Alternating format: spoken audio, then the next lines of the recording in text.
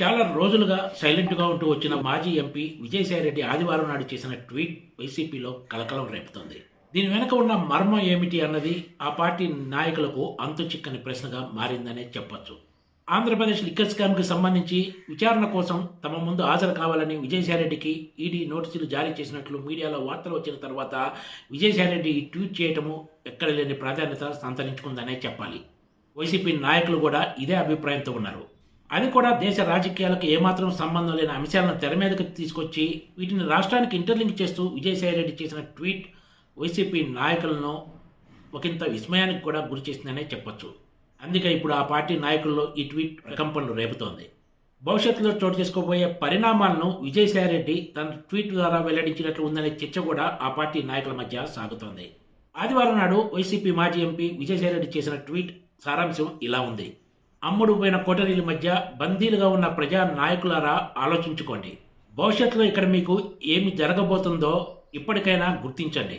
వెనిజులాలో ఎంతో భారీ ప్రజాదరణతో ఎన్నికైన తర్వాత army, navy, air force, intelligence అధిపతులు ఇంతమంది చుట్టూ ఉన్న మిసైళ్లు, యుద్ధ విమానాలు, భారీ సైన్యం ఎంతగా ఉన్నా ఆ దేశ అధ్యక్షుడిని, అతని భార్యను ప్రెసిడెన్షియల్ ప్యాలెస్ నుంచి అమెరికా ఎలాంటి ప్రతిఘటన లేకుండా ఎత్తుకుపోయిందంటే దీనికి కారణం ఏమిటి? వారంతా అమ్ముడు పోవటమే కదా అంటూ తన ట్వీట్లో విజయసాయిరెడ్డి ప్రస్తావించారు. విజయసాయిరెడ్డి తన ట్వీట్ ద్వారా వైసీపీ నేతలకు ఏదో సంకేతం పంపారనే చర్చ ఆ పార్టీ నాయకుల్లో సాగుతుంది. మరోవైపు ఆంధ్రప్రదేశ్ లిక్కర్ స్కామ్కి సంబంధించి ఈడీ చూపిస్తున్న దూకుడు కూడా ఇప్పుడు ఏపీ రాజకీయాల్లో హాట్ టాపిక్గా మారింది. ఫస్ట్ విజయసాయిరెడ్డికి నోటీసులు జారీ చేసిన ఈడీ ఆ వెంటనే వైసీపీ ఎంపీ మిథున్ రెడ్డికి కూడా నోటీసులు జారీ చేసింది. ఆయన జనవరి 23న తమ ముందు హాజరు కావాలని ఆదేశించింది. అంతకుముందు విజయసాయిరెడ్డికి నోటీసులు జారీ చేసిన ఈడీ ఆయన్ను జనవరి 22న హాజరు కావాలని కోరి మరుసటి రోజే వైసీపీ ఎంపీ మిథున్ రెడ్డిని కూడా హాజరు కావాలని కోరటంతో ఈ కేసులో వేగం పెరగటమే కాదు, ఏదో చోటు చేసుకోబోతుందనే అనుమానాలు ఆ పార్టీ నాయకుల్లో వ్యక్తమవుతున్నాయి.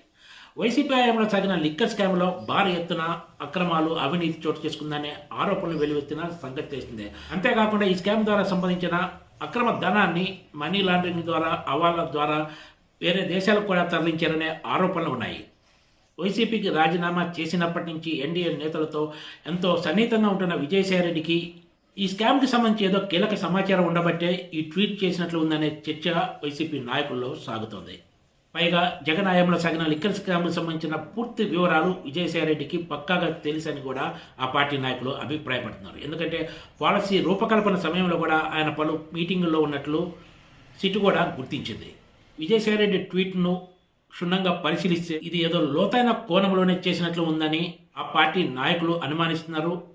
అందుకే దీనిపై ఆ పార్టీ నాయకులు ఇప్పుడు పెద్ద ఎత్తున చర్చ సాగుతుంది. Please subscribe TGTV.